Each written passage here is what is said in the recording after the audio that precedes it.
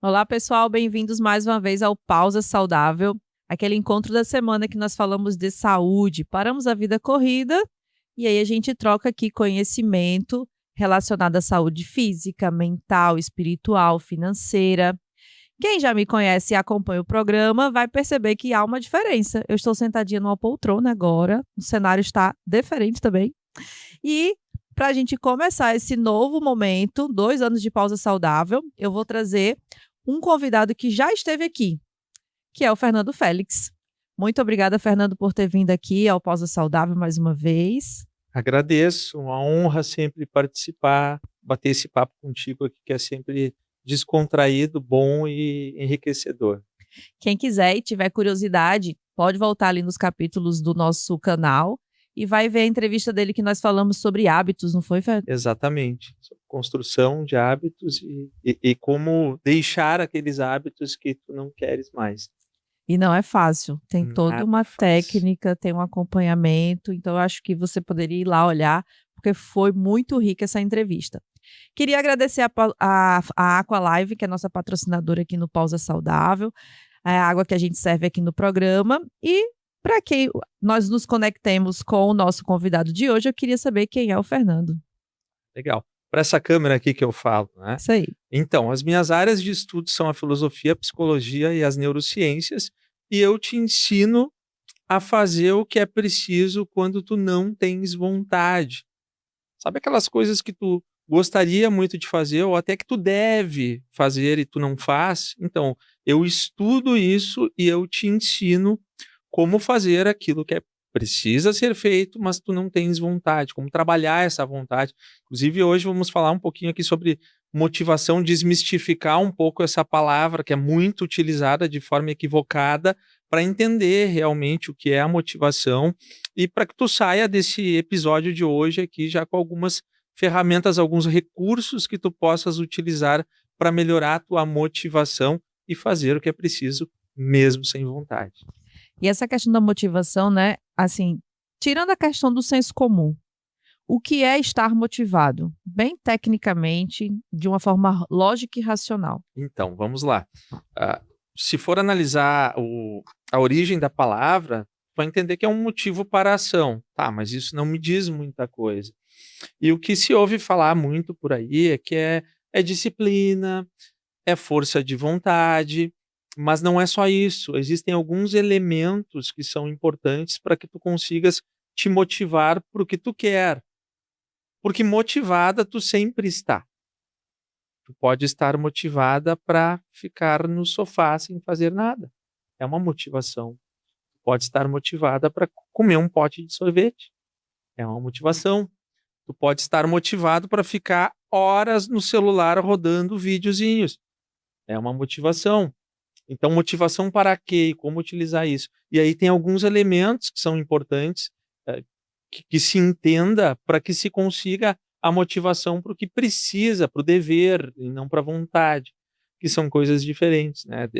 A vontade é a necessidade de satisfação de um desejo. E o dever é aquilo que tu deve fazer e que vai te trazer benefícios no futuro. Então tem um pouquinho também da visão imediatista versus o longo prazo, está tudo envolvido nesses elementos. Acho que nós vamos falar um pouquinho aqui sobre eles. Né? Sim, sim. E eu queria que você falasse um pouquinho, né, na sua visão, assim, quando eu falo, eu preciso ser disciplinado, eu preciso ter perseverança, eu preciso correr atrás. Não necessariamente eu estou motivado, ou o contrário, eu preciso estar motivado para me tornar disciplinado. Então, vamos lá, tem uma ordem aí que é importante. Eu já vou falar dos elementos que eu acredito que vão fechar muito bem aqui, né?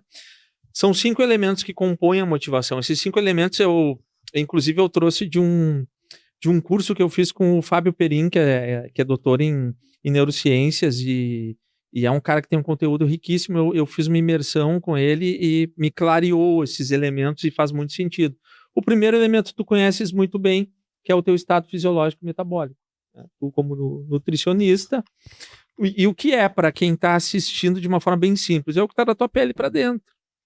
Enquanto nós estamos aqui e tu está me assistindo, as tuas células estão funcionando de um modo, a tua microbiota no teu intestino está funcionando de um jeito, tua pressão arterial está de um modo, e isso é o teu estado fisiológico metabólico. Se ele não estiver alinhado, né, em homeostase, em equilíbrio, tu não vai ter motivação para fazer aquelas coisas que são pesarosas, digamos assim, as coisas que são mais difíceis, aquelas coisas que tu tens que fazer, mas tu não quer.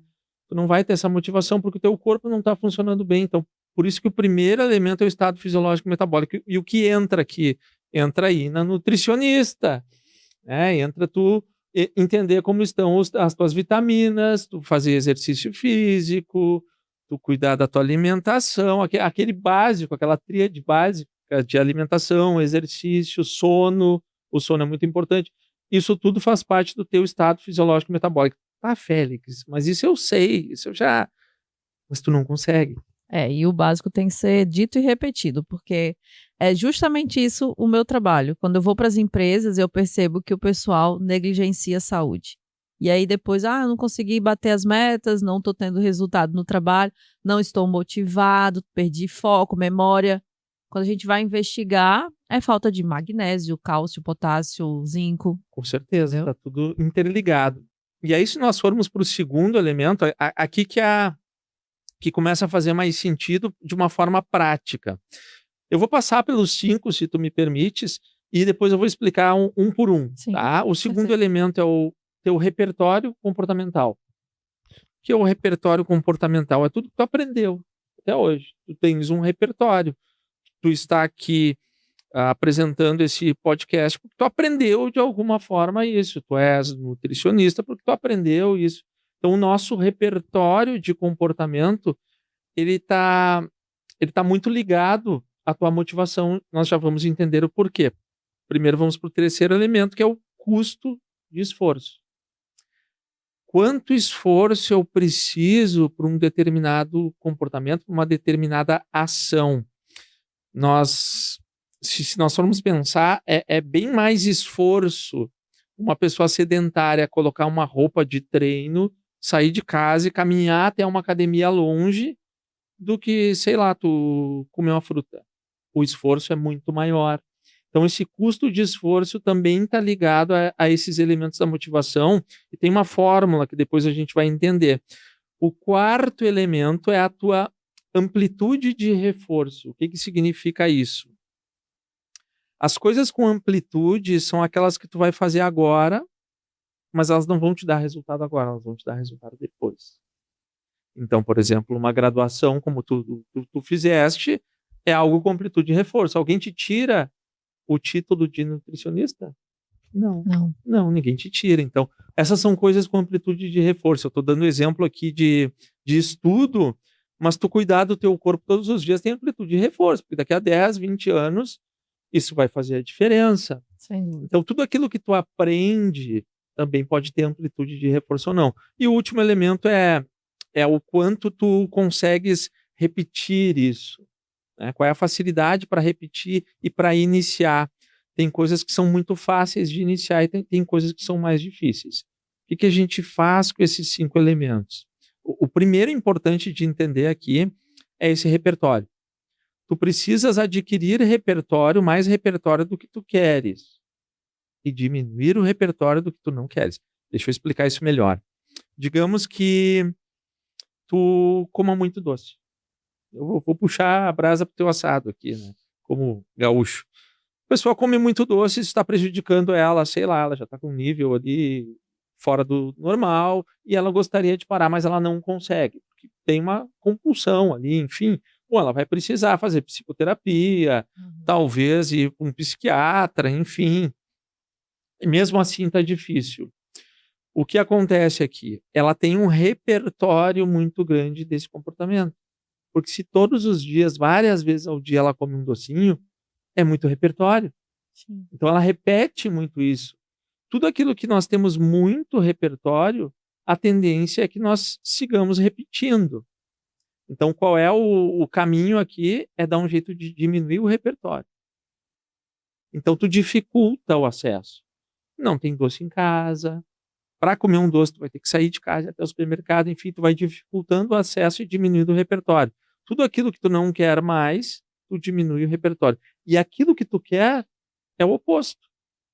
Então, eu não vou na academia, eu não gosto de exercício. Tu tem que aumentar o repertório. Quantas vezes tu fez exercício esse ano? Pouquíssimas. Tu tens que ter repertório. Então, tu vai na academia mesmo sem vontade para criar repertório. Isso serve para todo hábito que tu quer adquirir. Eu quero ler.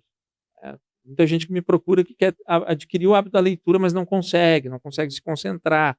Enfim, tu tens que criar repertório. Tu tens que ler um pouco todos os dias. E aí que vem o terceiro elemento e fecha essa equação, que é o custo de esforço. Qual é o erro comum? A pessoa quer inserir um novo comportamento, um novo hábito, só que ela quer resolver de uma vez. E aí o custo de esforço é muito alto. Se o custo de esforço é muito alto, tu tende a não persistir. Então tu tens que adequar esse custo de esforço. E aqui tem uma formulazinha que frequência vale mais do que intensidade. Então é melhor que tu vá na academia 7 vezes por semana e fique 15, 20 minutinhos, do que tu ir 3 vezes por semana, pegar pesado e tu não vai persistir. Se tu falhar uma, já era. Então é uma fórmula para que tu vá aos poucos. Porque se tu vais na academia todos os dias por 2, 3 meses, faz 15 minutos de exercício, a tua mente já vai entendendo o seguinte, eu vou na academia todo dia. Isso aqui já faz parte de mim, já faz parte da minha rotina. Depois tu aumentas. Com a leitura é a mesma coisa. Não começa querendo ler Platão, primeiro tu não vai entender, segundo a leitura é difícil. Eu quero ler 10 páginas. 10 páginas pode ser muito para ti. Lê uma página, com calma, tranquilo, mas lê todos os dias, até que tu te habitues com isso. E aí tu vai inserindo esses novos hábitos. Então, tu adequar o custo de esforço e adquirir mais repertório do que tu quer e menos repertório do que tu não quer. Parece simples, e é simples, mas não é fácil. Tu falou de 5. De 5. Agora tu mencionou 3. Isso. Quais são? E aí a gente tem a amplitude de reforço, que eu citei também. Sim. Né? Amplitude de reforço. E o tempo de reforço, que é o último. Tá? Então, estado fisiológico metabólico, repertório de comportamento, custo de esforço, amplitude de reforço e tempo de reforço. A amplitude é aquilo que tu vais fazer hoje, mas tu não vai ter o resultado agora. Não é imediato. Uhum. Então, o ideal é que tu sempre tenhas na tua rotina algumas coisas com amplitude. Se for dividir por áreas, na tua carreira, a amplitude pode ser tu estar fazendo uma especialização. Tá sempre estudando algo da tua área para se capacitar um pouco mais. Na tua saúde, a amplitude pode ser atividade física, exercício físico, todos os dias. Nos teus relacionamentos, pode ser que tu tenha o hábito de toda semana ir visitar amigos, enfim, e ver pessoas que são importantes para ti. Essas são as coisas com amplitude. E o tempo de reforço é quanto tempo leva para tu sentir o estímulo. Então, se eu abrir um bombom agora e comer, quanto tempo leva para eu sentir o prazer do bombom? É na hora. Né? Agora, se eu estou sedentário e vou começar a fazer academia agora, quanto tempo vai levar para ver resultado? Demora. Mas num mundo, imediatista, que você falou rapidamente, e num mundo em que as pessoas fazem as coisas no automático, como é que tu resolve o problema da pessoa racionalizar, lembrar que o bombom é rápido, o prazer que tem, e escolher não comer o bombom? E aí, eu como mulher, por exemplo, em TPM, eu gosto de comer um doce, mesmo sendo nutri. O problema da nutrição é a exceção. Não pode virar a regra. Mas eu não sou terrorista nutricional. É para comer o bombom se tiver com vontade, é para comer o sanduíche se tiver com vontade, só não pode ser a regra.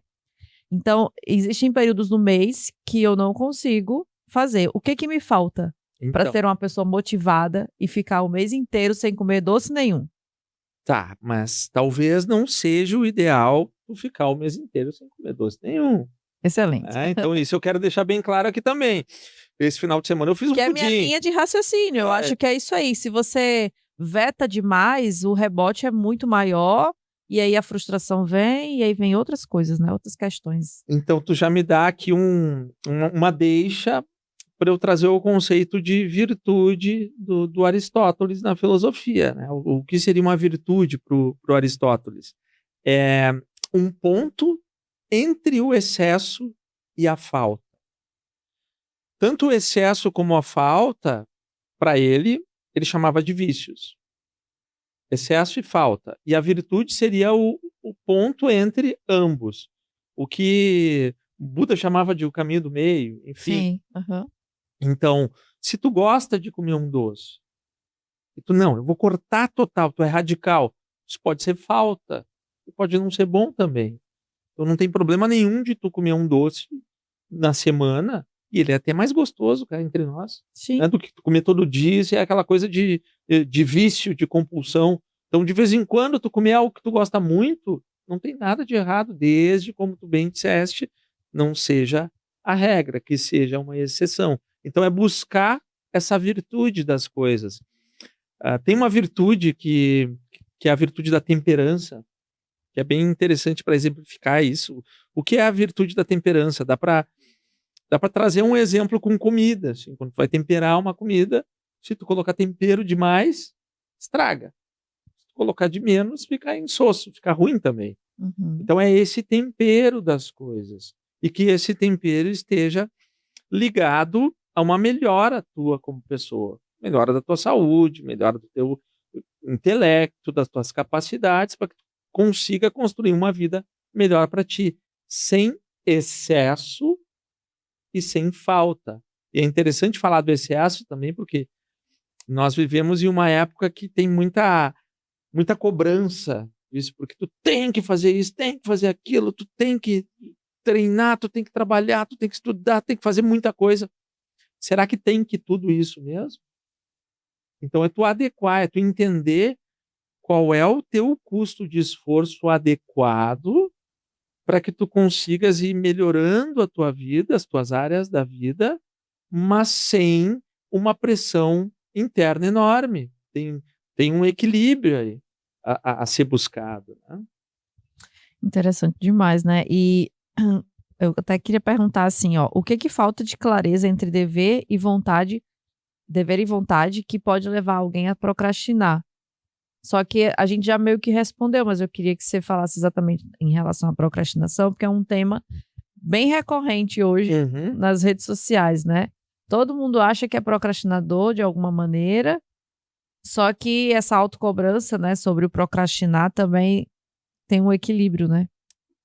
Isso. Primeiro vamos entender o que é procrastinação. Procrastinação não é preguiça. Procrastinação é quando tu sabes que tem algo que é importante a ser feito e por algum motivo tu não faz. E podem ser diversos motivos.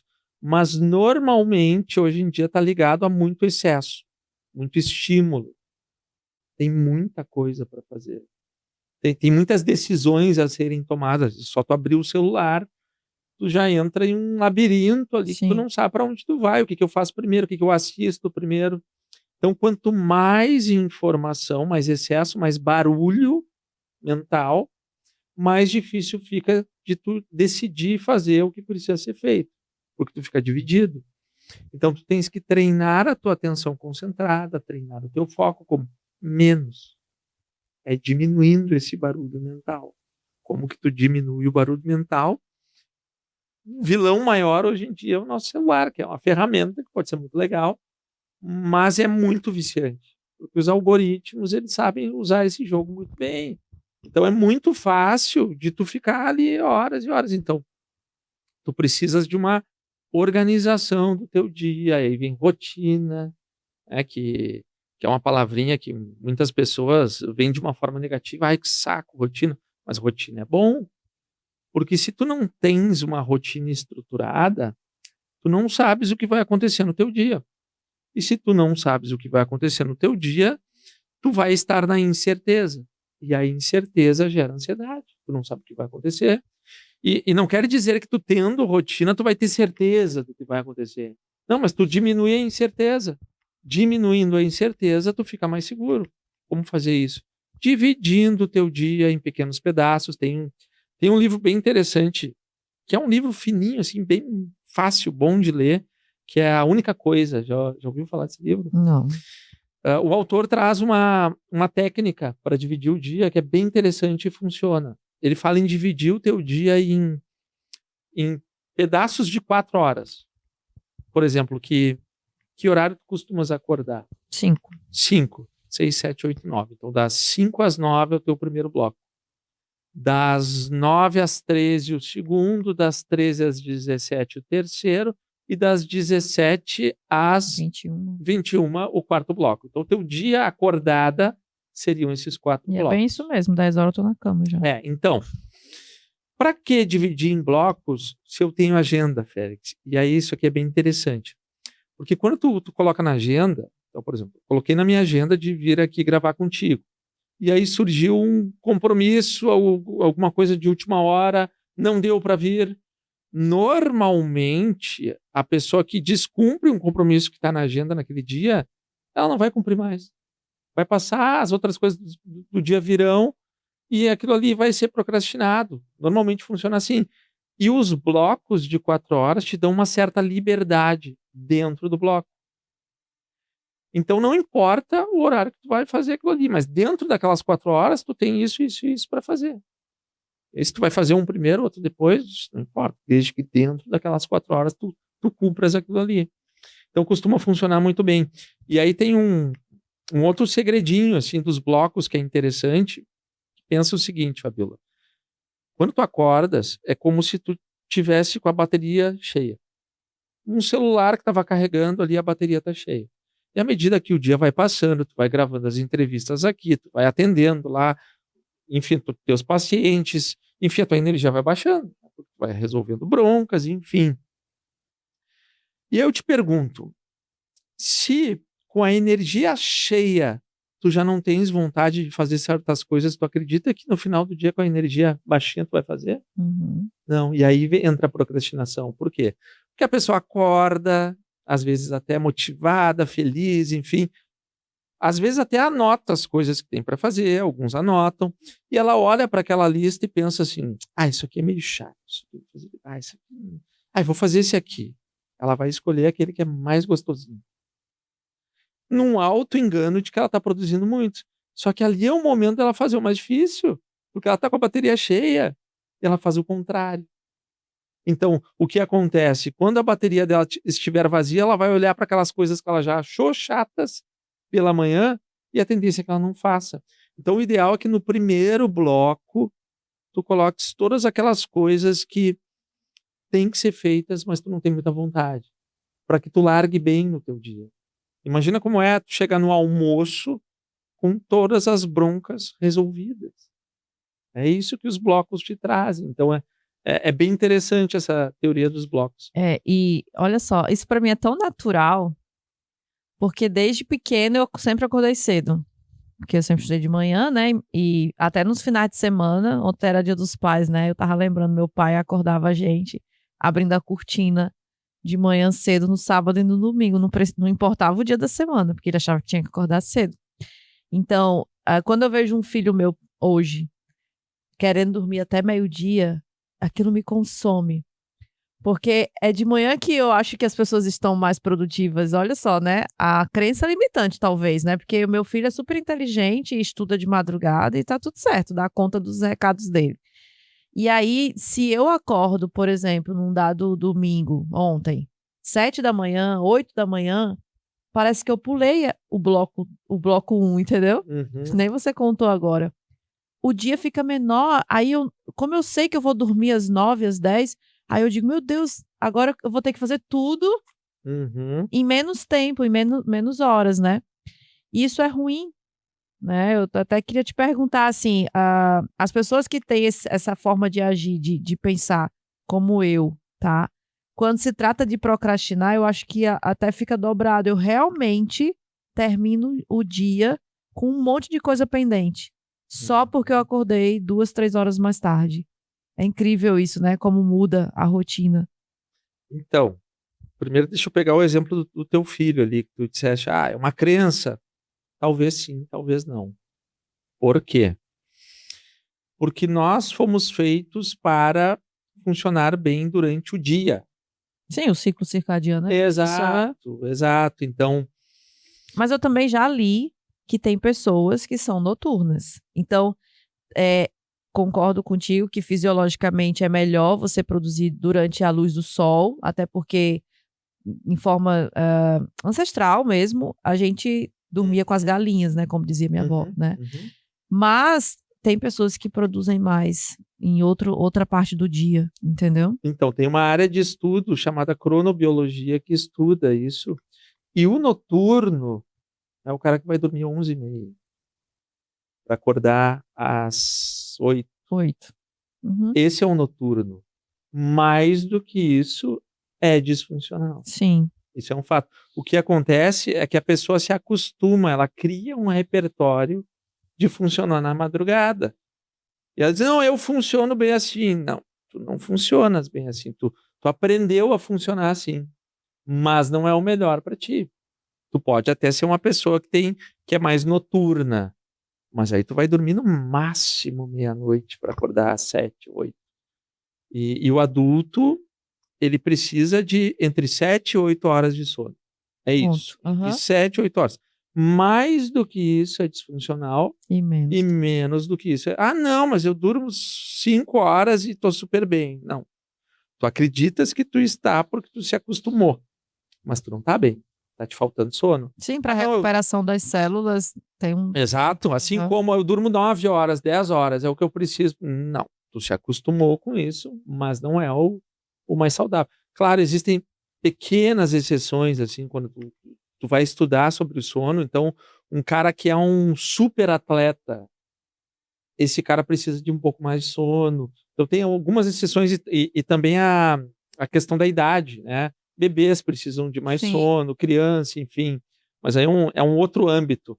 Mas o adulto, ele precisa dormir entre 7 e 8 horas de sono. O adulto noturno vai dormir 11h30, meia-noite, estourando.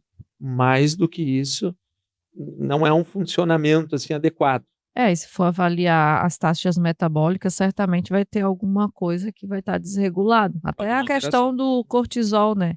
Que ele é produzido durante a madrugada para que de manhã ele esteja alto, mas não do estresse oxidativo, é o cortisol bom. E você usa ele que nem a bateria ao longo do dia, e no final do dia ele tem que estar baixo. E aí acontece o quê? Você vai se aborrecendo ao longo do dia, ele continua alto. E aí, aquilo ali, ó, uma hora a conta chega no fim da vida, né? Daí a pessoa acha assim, eu tô com minha diabetes, né? Tô com diabetes, tô com a pressão alta. Não sabe que foi uma vida inteira com hábitos ruins, Exatamente. né? Exatamente. E você falou a questão do vício, né? Eu queria entender um pouco mais, assim, eu posso ser viciado em alimentos, mas posso ser viciado em pornografia, posso ser viciado em olhar o celular. Como entender quando eu estou passando do ponto e aí sim eu sou viciado em algo? Então, esse entendimento vem quando tu percebes que isso está atrapalhando a tua vida de alguma forma. O ponto é que normalmente a pessoa mascara isso, ela usa um viés de confirmação dela, essa tendência de confirmar suas escolhas para dizer, não, comigo tá tudo bem, eu fico horas no celular aqui, mas eu faço todas as outras coisas que eu preciso. Será? Será que tu faz realmente todas as outras coisas que seriam importantes para ti? Ou tu está deixando de colocar comportamentos com amplitude de reforço na tua vida em função desse hábito? Dá para chamar de vício. A gente for lá para o Aristóteles, todos os maus hábitos ele chamava de vícios, né? E os bons hábitos de virtudes. Então, tem que avaliar. Isso está te atrapalhando? Normalmente está. E a pessoa dá uma mascaradinha. Mas, normalmente, a pessoa vai buscar alguma ajuda quando ela percebe que está atrapalhando mesmo. Atrapalha relacionamento, atrapalha trabalho. Aí tem algo mal. E não precisa ser só vício que envolva alguma coisa química, né? Porque hoje em dia tu ficar no celular é um hábito muito comum e que acaba prejudicando, porque a gente deixa de fazer outras coisas para ficar ali, perdendo tempo, na realidade, né? Porque tá tudo bem, é uma ferramenta, tá tudo bem tu utilizar, e a gente tem que ir lá para o conceito de virtude mais uma vez. Excesso é ruim, falta também pode ser ruim, ok, mas vou delimitar aqui alguns critérios para que eu possa utilizar isso, para que eu possa me divertir assistindo um videozinho, ou assistir alguma coisa no YouTube e tal, mas que isso não prejudique as outras coisas que eu quero para minha vida. E aí tu tens que pensar quais são as coisas que tu quer para tua vida e que tu não consegue. Daqui a pouco tu tá perdendo tempo com essas outras coisas e tá deixando de fazer aquilo que seria realmente importante para que a tua vida seja melhor, né? Eu trouxe uma vez aqui pro Pausa Saudável um diálogo que eu tive com esse mesmo filho que se estende e entra na madrugada acordado.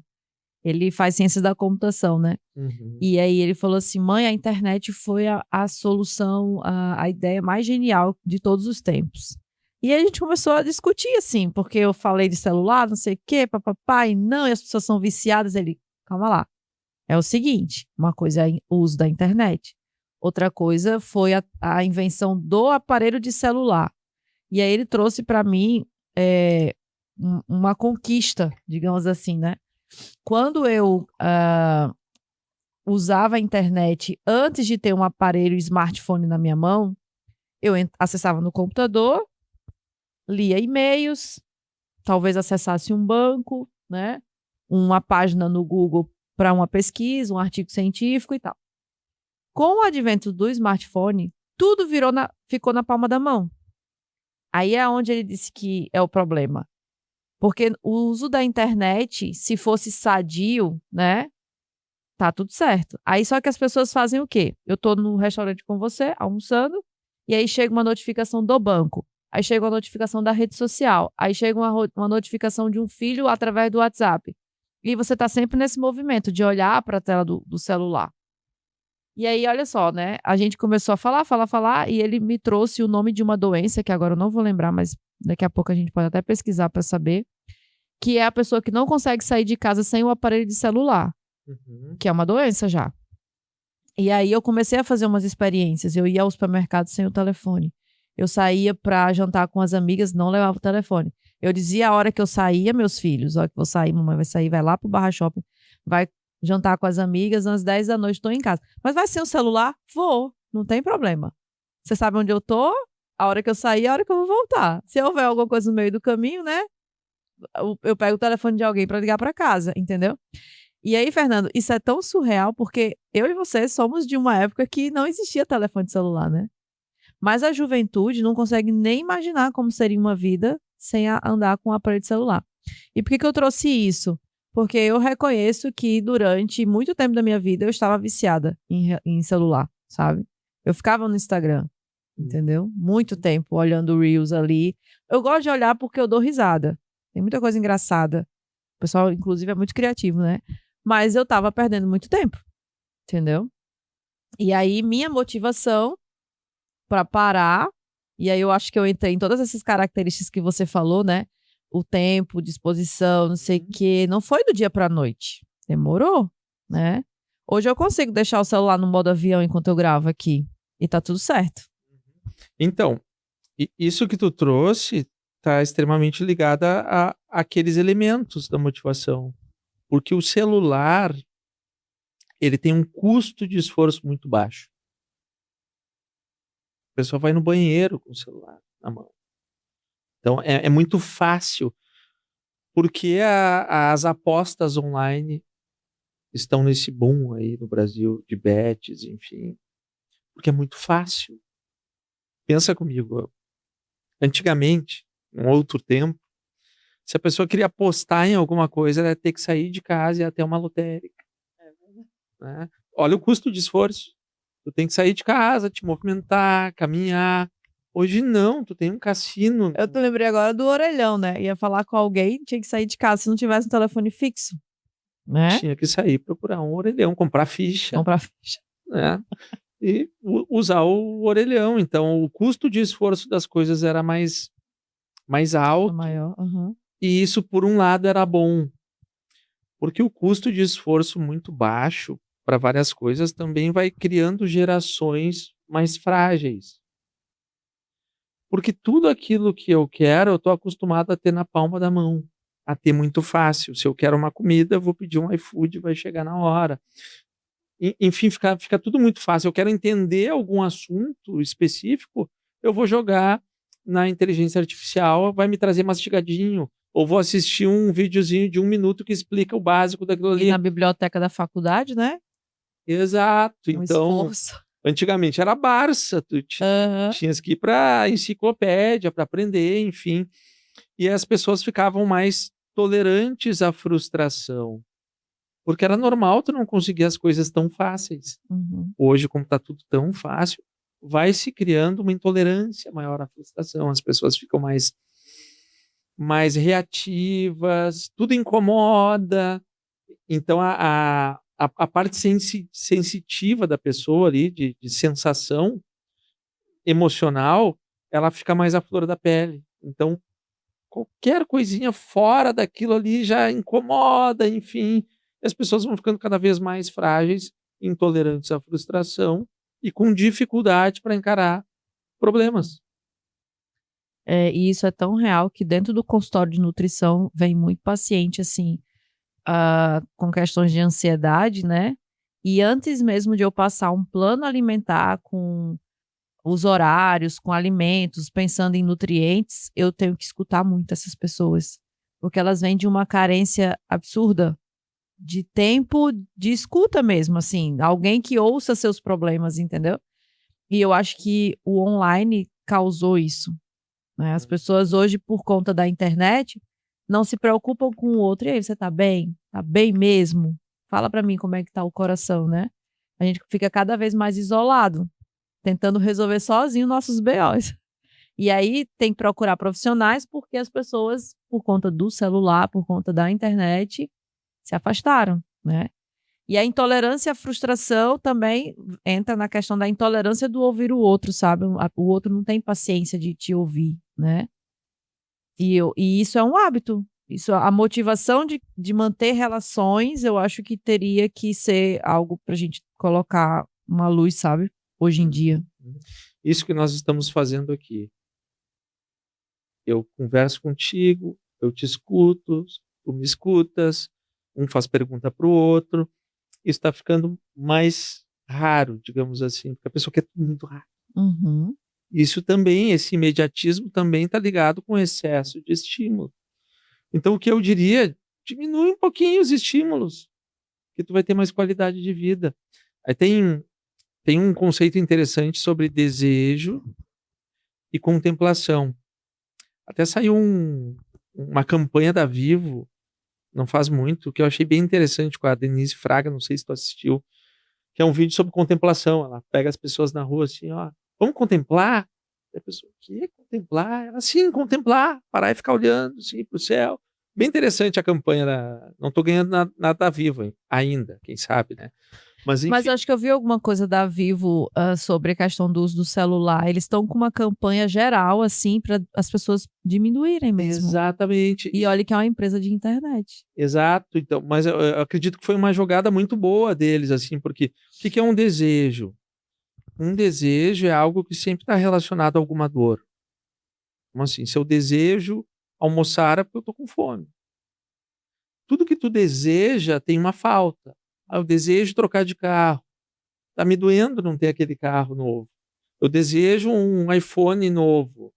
Tá me doendo não ter o iPhone novo. Então, todo desejo está relacionado a alguma dor. A contemplação não está relacionada à dor. Então, tu precisas de dor para sair na rua aqui, olhar para o céu e admirar o céu? Não.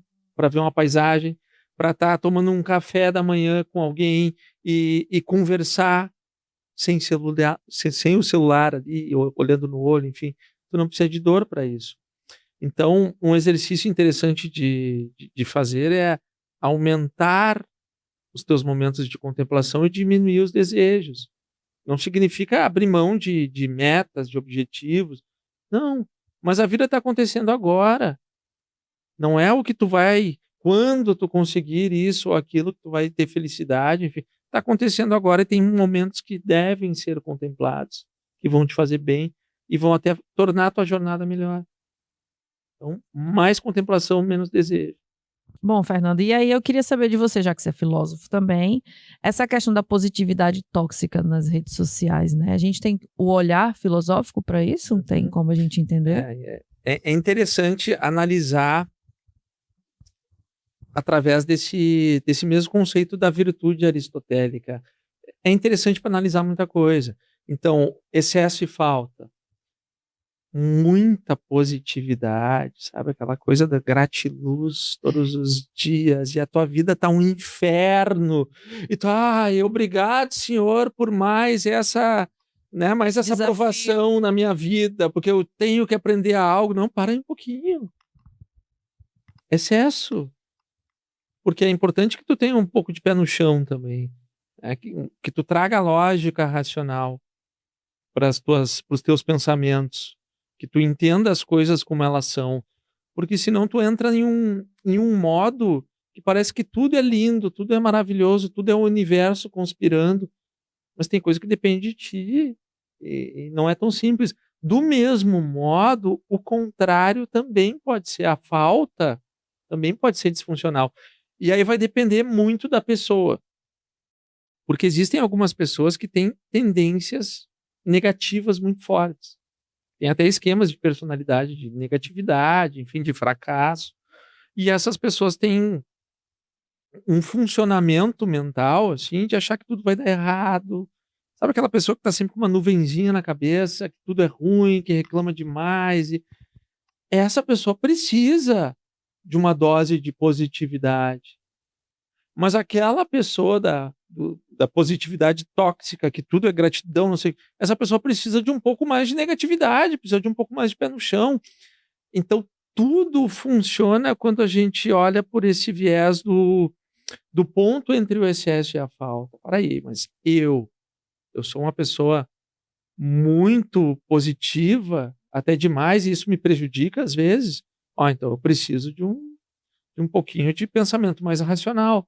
Ou não, eu sou uma pessoa muito negativa. Nada dá certo. Eu preciso de um pouco de positividade na minha vida. É entender onde tu tá. Por isso que autoconhecimento é muito importante. Por isso que contratar alguém que estude isso para te ajudar a se entender.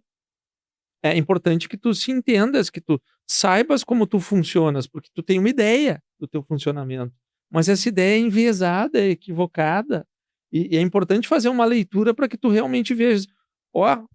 Eu tenho essa tendência aqui, eu não me dava conta. Era um hábito. Era simplesmente um modo de funcionar que eu tinha e nem percebia que estava me prejudicando. E aí, quando vem isso de fora e te ajuda a enxergar, aí se cria estratégias para que tu melhore pensamentos e comportamentos. Isso que você trouxe é tão legal, porque nesses últimos meses eu tenho buscado muito me conhecer, né? E eu fiz um mapeamento de comportamento, perfil comportamental, né? E olha que interessante, né?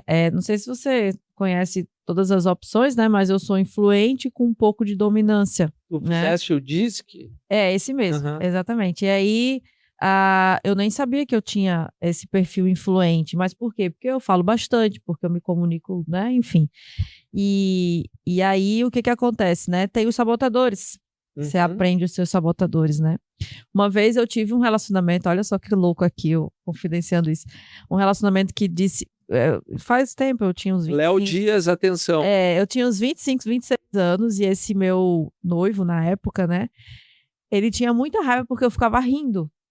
Mas não importa a situação, se eu tô estressada, se eu tô feliz mesmo, ou se eu tô triste, me dá uma coisa meio nervosa, e aí eu mostro os dentes. E eu lembro que ele dizia assim, porque você me incomoda por rir, por ser feliz, né? Por estar sempre de bom humor. Só que, na verdade, eu nem estava, porque no meu diagnóstico apareceu que eu sou 67% positiva. Ou seja, eu tenho uns 30 e pouco lá negativo, entendeu? Eu choro, eu fico com raiva, tudo isso acontece. Mas talvez eu transpareça bastante que eu sou positiva, né? E aí já me falaram em outro momento que eu tinha uma positividade tóxica. Mas não, isso era muito mais do outro do que de mim, né? Quando né, falaram isso. E aí, por que eu tô te perguntando isso, né? Porque Aqui tem uma pergunta. Qual é o passo a passo que eu devo encontrar para ter uma justa medida? Para eu não exceder para lá nem para cá, porque às vezes você não percebe. E aí, por ser um traço de comportamento, quando você vê, você já se comportou daquela maneira, entendeu? Uhum. A tua pergunta é muito boa. E eu vou citar um outro profissional que eu admiro bastante e que, enfim, já aprendi muito com ele, que é o Arthur Bender. Não sei se tu conheces o Arthur. Não. O Arthur é o cara que trouxe para o Brasil o conceito de personal branding, de marca pessoal. E, enfim, ele faz consultorias para grandes aqui do Brasil. É um cara muito acessível, muito legal. Fiz uma mentoria com ele, inclusive.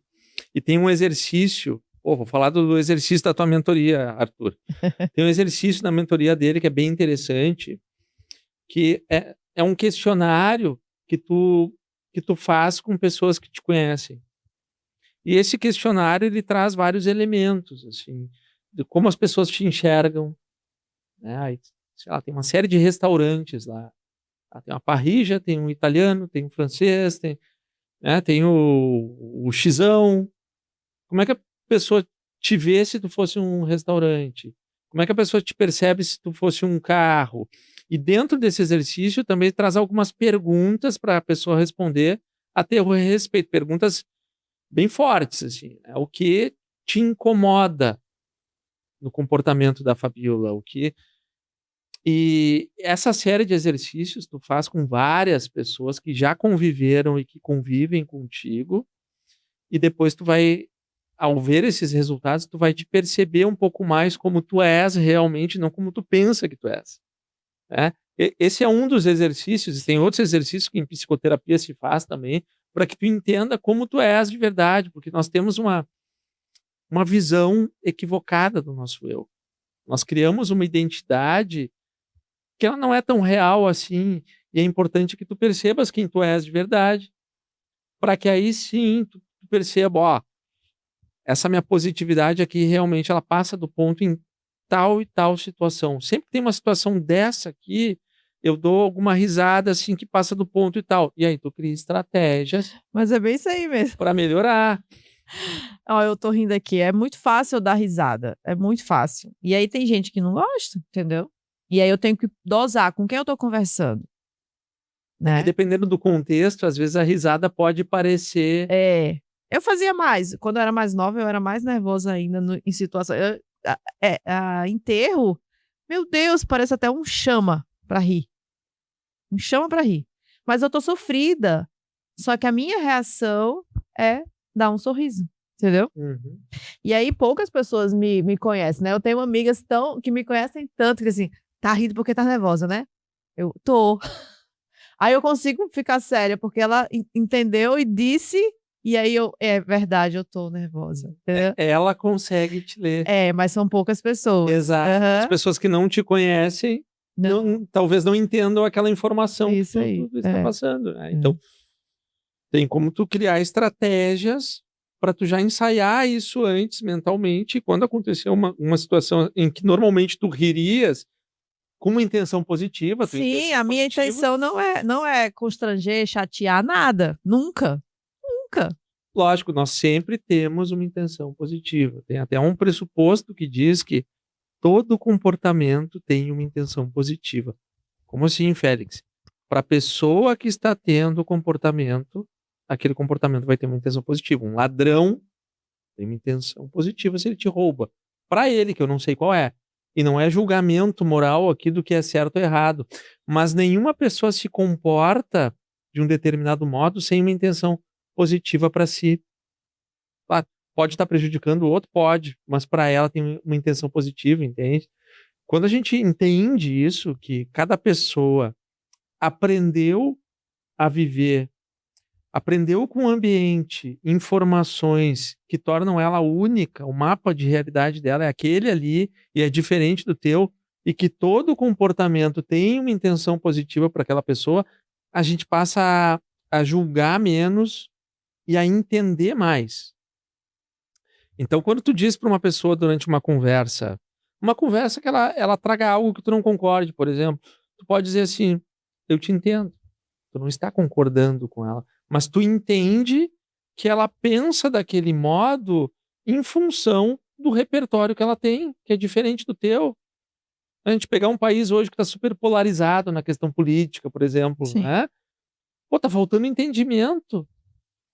Porque tem família brigando aí, enfim, mãe que não fala mais com filha, coisas absurdas, porque falta entendimento.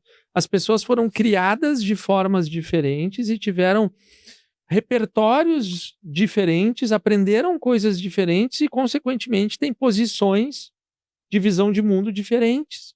O que não significa que tenha que ser o teu inimigo. Sim. Tu pode entender o outro sem concordar. Essa questão de política, futebol, religião é complexa, né? Porque Essa envolve semana- visão de mundo. Essa semana eu estava conversando com um amigo sobre religião, né? E aí vem também a questão das motivações da pessoa, né? Já que a gente tá falando aqui de motivação e tudo mais, né? E aí era um discurso, assim, mega radical. Mega radical. E eu falei, não, mas olha só, eu não tenho problema nenhum de ser seu amigo, você ser ateu, ou você ser cético, ou você ser cristão, budista, o que você quiser. Não tem problema. Aí o outro, não, mas não sei o quê, porque o jeito que você pensa... né? E aí, quais são as motivações daquela pessoa para ser tão radical, né? Às vezes é uma coisa lá de trás. E é o repertório que ele aprendeu.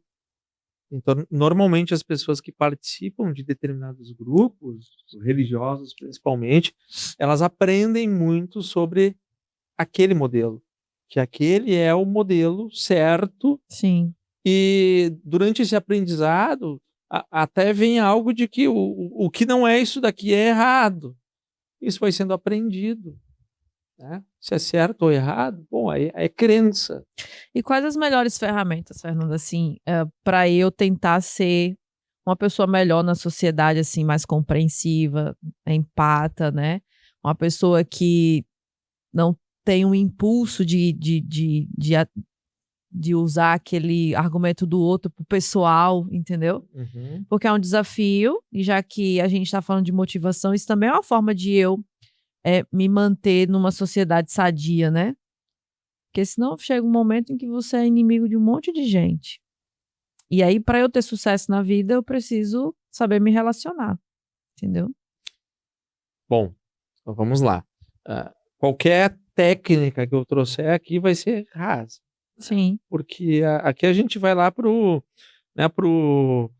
Sócrates lá, conhece-te a ti mesmo. Tu Sim. tem que se conhecer.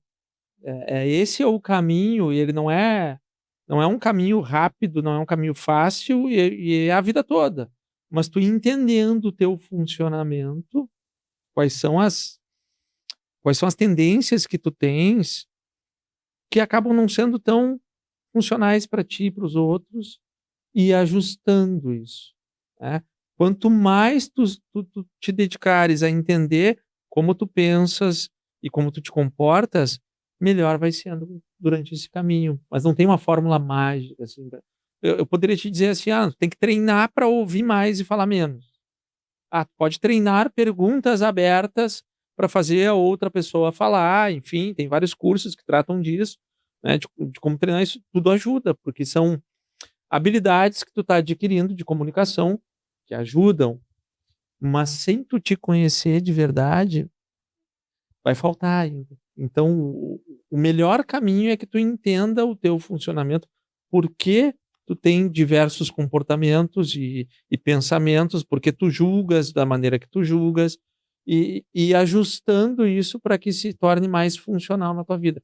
Nós temos papéis também. Eu não vou aqui como entrevistado agir do mesmo modo que eu ajo, sei lá, com os meus amigos num churrasco, ou são papéis. Sim. E aprender a usar bem esses papéis também é estratégico, interessante, e não é deixar de ser tu, né? Tu continua sendo a Fabiola, só que tu sabe utilizar melhor os teus papéis, como se tu fosse uma atriz muito boa. Que a cada papel que tu vai encenar, tu consegue entrar naquele personagem muito bem. Então, fazer isso de uma forma leve. E que tu saibas que tu tá fazendo isso como uma melhoria tua também.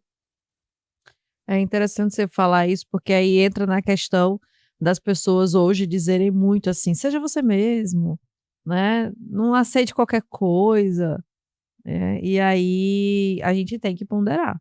Eu acho que inteligência emocional, né, entra muito nessa questão, porque você tem que pensar por você, pelo outro, você tem que tratar os seus traumas para poder se relacionar melhor com o outro. Se o outro não faz, tu tem que aprender a dizer: "Ah, espera aí que isso aqui tá fora do meu controle, eu não tenho muito o que fazer, isso aqui pertence mais a ele do que a mim mesmo". E até uma entrevista que eu vi recente, que a mentora ela fala que o que eu enxergo no outro existe em mim, Uhum. então se eu digo que fulano é não sei o quê, é porque eu sou daquele jeito, né. Então a gente projeta, então você tem que estar sempre se reciclando, aprendendo, evoluindo, porque as pessoas são muito complexas, né, cada um no seu Verdade. mundo, cada um no seu quadrado. E Se não tem como se isolar do mundo, que aí eu tô falando assim, ó, tô falando de se relacionar, aí as pessoas acham que a solução é se isolar. Não, a pandemia provou o quanto nós adoecemos coletivamente, porque nos isolamos. O índice de depressão e ansiedade foi lá para cima, né. E aí a gente voltou para o presencial, mas a gente não voltou como éramos antes, né. Até a questão do próprio trabalho, né, as pessoas não querem mais trabalhar no presencial, e aí tem toda essa troca de funcionários, né. Eu estava conversando com uma empresária esses dias, ela falou que, a troca de colaboradores é de 30 dias. As pessoas ficam no trabalho 30 dias. Gente, isso é absurdo. é, Não dá nem o período de experiência. rotatividade enorme, né? Isso tudo está ligado ao que a pessoa aprende. Então, na pandemia, nós aprendemos a trabalhar de um outro modo. Sim, E aí, depois que tu aprende algo que o custo de esforço é mais baixo, fica difícil de tu querer aumentar o custo de esforço novamente. A não ser que tu tenha ah, essa ideia, que tu realmente compre isso e que tu entendas que vai ser bom para ti ter mais relacionamentos, tu, sei lá, sair de casa para ir trabalhar, enfim, porque nós somos seres sociais. Nós fomos feitos para trocar ideias com os outros e não para ficar isolado, porque isolamento leva à depressão. Só que vai ficando mais confortável ficar isolado. sim. E aí tá tudo ligado a conforto e a tu conseguir aos poucos. Então, ah, tá quase no fim, né? Deixa eu aproveitar aqui para trazer uma ferramenta que é bem interessante. Pode fazer uma lista, assim, ó, divide os teus hábitos ruins, vamos falar em vícios, usando o termo aristotélico aqui, né? Lista tudo que tu faz que te atrapalha. Como? Separa um dia dos teus, que tu tem uma rotina normal e percebe. Pô, eu tô ficando muito no celular. Anota. Ah, eu tô comendo aqui. Anota todos aqueles hábitos que tu tens e que tu não gostaria de ter mais. Que tudo bem, exceção, beleza, mas que não seja hábito. Do mesmo modo, tu vais fazer uma lista de virtudes desejadas, de bons hábitos. Ah, eu quero me exercitar com frequência, eu quero ler, eu quero fazer um curso, eu quero aprender um idioma. Lista todas as virtudes que tu gostaria de adquirir, tu não está conseguindo, tá? E aí o que que tu vai fazer com essas 2 listas? Esse é um exercício bem prático, qualquer um pode fazer e muda a vida em uns 2 anos, tá? Tu vai olhar para a lista dos teus maus hábitos e tu vai escolher o mais fácil de parar, o mais fácil. A maioria das pessoas acaba indo no mais difícil e não consegue. Então escolhe aquele que é o mais fácil de todos e simplesmente para. E não volta. E fica 2, 3 meses até aquilo ali se consolidar. Aí tu vai para o segundo mais fácil. Para com ele também. Até que ele se consolide. Depois tu vai para o terceiro e assim por diante.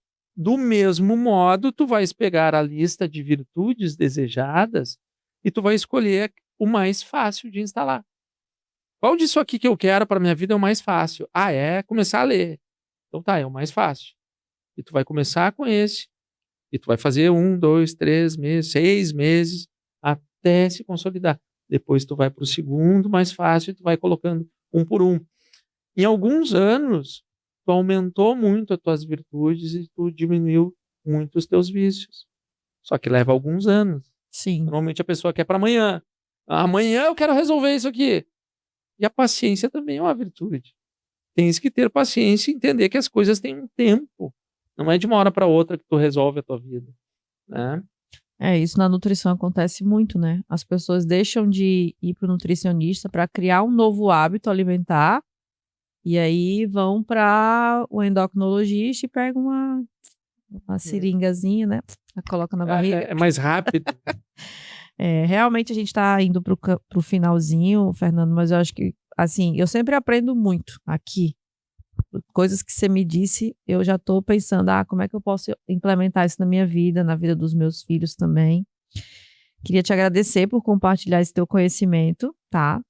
E sempre no finalzinho a gente pede para indicar ou um livro, ou um documentário, um filme que você acha que tem sentido para o pessoal que está nos assistindo. Legal. Eu tô numa fase Robert Sapolsky.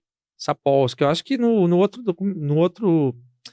que eu participei, eu indiquei o Comporte-se, que era do Robert Sapolsky. Agora eu tô lendo Determinados dele, que também é um biólogo, neurocientista, e esse Determinados, ele traz vários estudos para falar sobre o livre-arbítrio, se ele existe ou não. Na realidade é o ambiente que nos molda. Então é bem interessante para quem gosta de comportamento. Um documentário levinho e que é bem legal de assistir é o das Zonas Azuis, aquele. Sim, tu já assistiu? Aquele é legal. É um documentário que eu recomendo, assim, fala muito sobre a felicidade e esses locais no mundo onde as pessoas são mais longevas e tem algumas coisas em comum, assim. Pô, é interessante olhar para isso. Sim. E ali está o relacionamento social, que nós estávamos falando aqui, tá? O exercício, que nós estávamos falando aqui. Tem muitos elementos que não é por acaso que os lugares que as pessoas vivem mais e melhor têm aqueles elementos. Então, pô, interessante a gente olhar para isso. E é um documentário leve, fácil de assistir. São 8 capítulos só, rapidinho. É bem interessante. Minhas dicas para hoje, o Determinados, do Robert Sapolsky, e o documentário das Zonas Azuis, lá, que está no Netflix, se eu não me engano. É Netflix. Muito bem. Agradeço demais. Obrigado mais uma vez pela confiança. E é sempre bom trocar uma ideia contigo. Sim, eu também gosto demais. Acho que é inspirador falar com uma pessoa que entende tanto de psicanálise, de filosofia, né, de comportamento humano. Eu adoro esses temas, apesar de não ter escolhido essa área para me formar, né? Mas quando a gente fala de nutrição comportamental, a gente vê muita coisa, né? Eu tenho uma disciplina, uma cadeira que eu paguei de psicanálise, e isso, assim, revela muitos hábitos, assim, de transtornos alimentares que vêm lá da infância, né? Eu até uma vez, eu comentando com um terapeuta, a gente tava falando de alimentação, né? E trazendo aqui o meu exemplo, bem rapidinho antes da gente finalizar. Eu tenho um vício. Não vou dizer que é vício, porque hoje eu consigo controlar, né? Mas eu já comi descontrolado queijo. Uhum. E aí, numa terapia, eu descobri, olha só, né? Porque vai trazendo, você vai conversando, aí você diz em voz alta e você traz pro consciente. Meu Deus, né? Meu pai, ele não deixava a gente comer queijo, manteiga, nada disso em casa. Então, tinha uma bandejinha de queijo e tinha que comer assim, a conta gotas. As crenças dele é porque fazia mal para a saúde, não podia comer muito, não sei o que, as coisas dele. Mas em mim, era uma proibição que me fazia mal. Estava reprimido. Estava reprimido. Quando eu fiquei adulta, eu não consigo ir ao supermercado se não for para comprar de 10 bandejinhas daquela de queijo mussarela fatiado. Às vezes chega a estragar na geladeira. Mas é automático, eu já pego assim, um monte e coloco no carrinho assim, ó. Agora eu posso. Agora eu posso. Tá proibido. Quanto eu quiser. E eu gosto muito de queijo, né? Mas hoje eu como bem controladinho, sabe?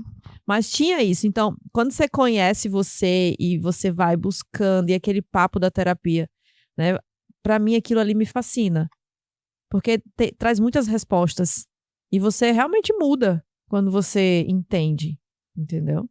Então, parabéns por ter escolhido esse ramo de atuação. Acredito que você deve transformar muitas vidas a cada hora que você entra e sai com um paciente, aquele papo ali, porque é transformador falar de si. Impressionantemente transformador. Se todo mundo olhasse isso como um investimento. É verdade. É verdade. E dissesse, eu preciso uma vez na semana, 1 hora me dedicar a mim mesma, entendeu?